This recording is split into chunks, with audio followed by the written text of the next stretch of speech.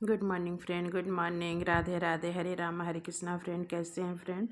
I hope आप लोग अच्छे होंगे, स्वस्थ होंगे, मस्त होंगे। मैं भी अच्छी हूँ। और अभी नहा के पूजा पाठ करके मैं ब्रेकफास्ट वगैरह कर ली। तो मैं सोची कि आप लोग से मैं कुछ बातें कर लूँ।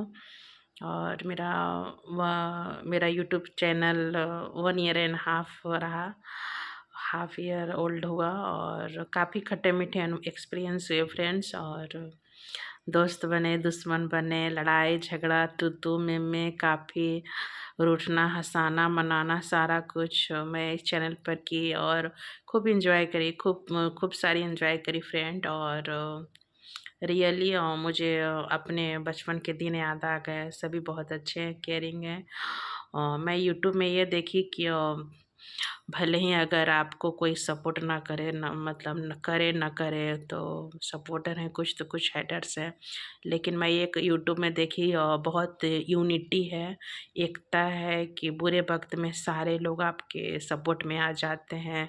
दुश्मन भी गले मिल जाते हैं। कहते हैं ना, होली के दिन खिल खिल जाते हैं, रंगों में रंग मिल जाते हैं, दुश्मन भी गले लग जाते हैं। मेरी आवाज़ पर मजा आएगा गाइस, मतलब मेरे को थोड़ा सा आवाज़ भारी हो जाती है सर्दी की वजह से। तो सचमुच में मैं देखी हूँ कि ऐसे कोई अगर नहीं भी सपोर्ट करते, लेकिन जब मैं रोती हूँ तो सभी मुझसे पूछते हैं, सभी परेशान हो जाते हैं कि कशिश को क्या प्रॉब्लम है। तो बहुत खट्टी मीठी जर्नी रही मेरी 1.5 ईयर की। और मैं बता दूं कि मेरी ये जो जर्नी रही यूट्यूब की, तो मैं 1 मिनट मेरी जो जर्नी रही यूट्यूब की काफ़ी अच्छी रही, पेनफुल भी रही और काफ़ी अच्छी रही। और अब मैं 4-5 साल से, 6 साल से, 5-6 साल से मैं यूट्यूब चैनल देखती थी। जब मन नहीं लगता था तो मैं देखती थी सभी का, बड़े बड़े क्रिएटर्स लोग का मैं चैनल देखती थी। अब मुझे बहुत मतलब टीवी में जैसे सीरियल से देखती है, वैसे मैं सीरियल देखने जैसा लगता था, तो मेरा टाइम पास होता था और मैं देखती थी, मेरा मन लगता था। और सारा दिन मैं ऐसे संभावना मैम को फॉलो करती थी, सोमली को, देहरादून ब्लॉगर रश्मि को,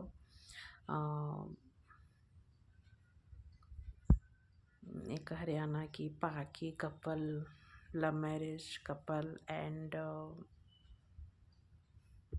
ऐसे ऐसे मतलब छोटे बड़े क्रिएटर्स को जो अभी आज के डेट में बहुत बड़े बड़े क्रिएटर बन गए हैं, तो मैं सबको फॉलो करती थी। मेरा मन लग जाता था, लगता था कि मैं टीवी सीरियल देख रही हूँ, मुझे बहुत अच्छा लगता था।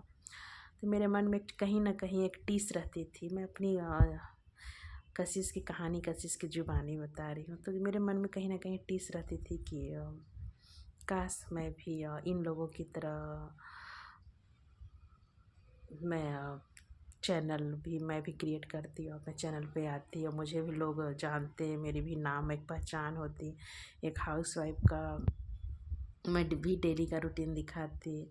और जो अंदर से मेरे मन में इच्छा दबी थी, तो मेरे मन में टीस होती थी, लेकिन कैसे होता है, क्या होता है, मुझे कुछ भी नहीं पता था। लेकिन अंदर ही अंदर मेरे मन में एक टीस सी होती थी। फिर लगता था कि मैं बोलूँगी हस्बैंड जी से और हस्बैंड जी गुस्सा करेंगे। तो अंदर से आती थी और फिर मन में विचार, फिर मैं टीस होके, फिर मैं कसक से होती है ना, कसक सी होके, फिर मैं रो के, अकेले में रो के फिर मैं चुप हो जाती थी।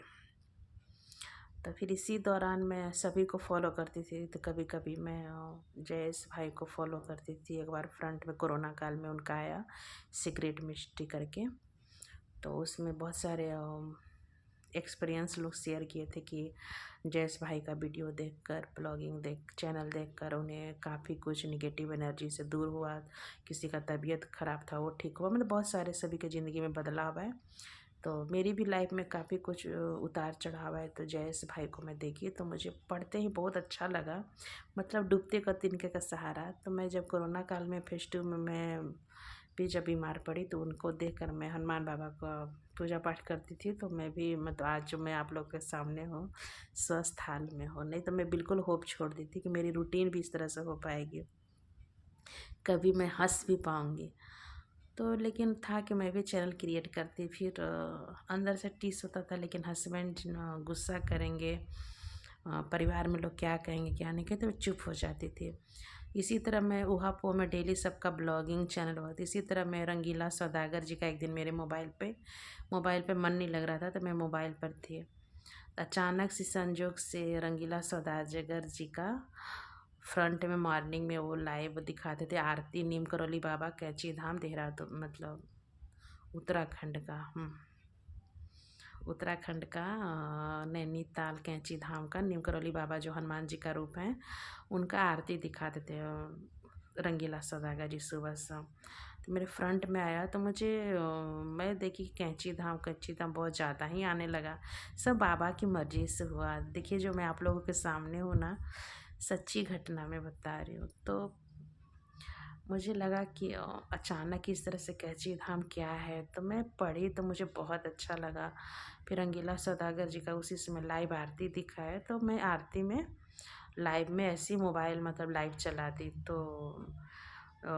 तो मुझे लगा कि सारे जो भक्तजन जो टूरिस्ट लोग गए थे वहाँ, तो रंगीला सौदागर जी से सब लोग मतलब उनके फैंस लोग, सब्सक्राइबर लोग उनसे ऑटोग्राफ वगैरह ले रहे थे और एक्सपीरियंस शेयर कर रहे थे। रंगीला सौदागर जी और सबसे एक्सपीरियंस पूछ रहे थे कि आप कैसे जाने कि नीम करौली बाबा कैंची धाम में, बहुत लोगों को पता नहीं है।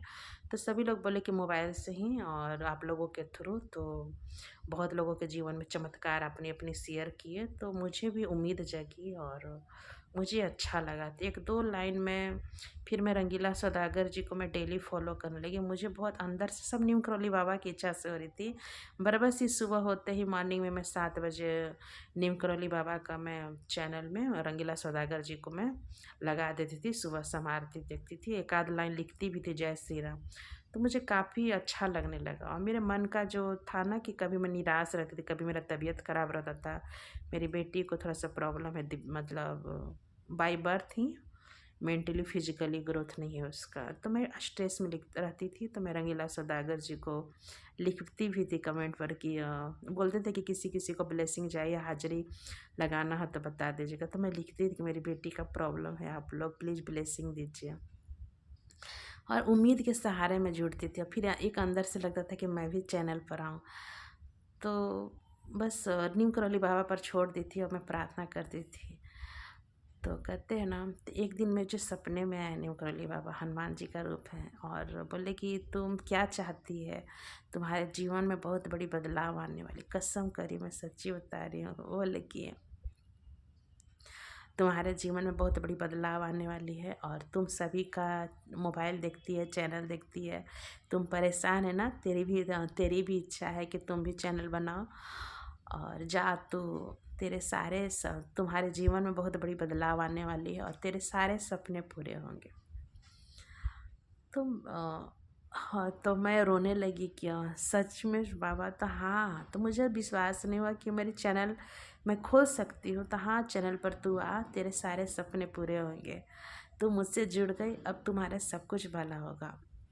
तो फिर मॉर्निंग में नींद टूटी तो कहते कि मैं सपने भूल जाती थी, लेकिन वो मॉर्निंग में सपने देखी थी तो रात में सपने देखी, लेकिन मॉर्निंग वो सेम ज्यों का त्यों मुझे याद आया सपने में कि नीम करौली बाबा बोले कि ऐसे ऐसे सारा मैं अपने हस्बैंड को बताए, बच्चों को, मतलब बच्चे लोग भी सुन रहे थे।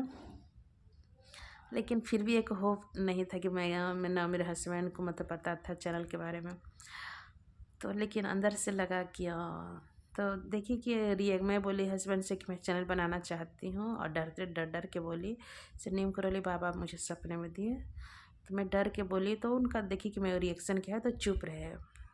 तो चैनल पर तो क्या मतलब चैनल पर मैं बोली कि ब्लॉगिंग डालूँगी। तो देखिए कि उनको नीम करौली बाबा की वजह से, तो क्या उनकी कृपा की वजह से देखिए कि मुझे मतलब लग रहा था कि गुस्सा करेंगे, तो कुछ नहीं बोले, गुस्सा नहीं किए और मुस्कुरा कर बोले कि ठीक है, लेकिन आना चाहिए ना चैनल कैसे बनता है। तो फिर मैं अपने फैमिली में गए, रिलेटिव्स में, और मेरे नियर डियर है, तो मेरे सबसे दिल के करीब है, तो मैं उसको पता था। तब तक मेरे हस्बैंड बोलते थे कि चैनल कैसे क्रिएट करना, मैं यूट्यूब पर देखूँगा तो मैं चैनल ओपन कर दूँगा।